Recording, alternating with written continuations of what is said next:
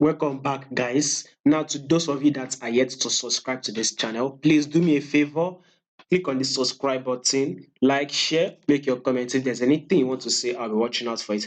Also, I'm going to be putting a link to my Telegram channel. So if in case you're interested, you can subscribe because there I'll be putting out some updates and useful information. So check the link in the comment section. So let's take a look at gold for tomorrow, which is for the next day. With what I am seeing, gold will actually be giving us a drop at a two level. One is that we would start getting a drop at this level, which is unlikely for me. And the second, which gold will actually start dropping at a level of 2000. So with the level that I am watching out for, I think gold will actually push up, right?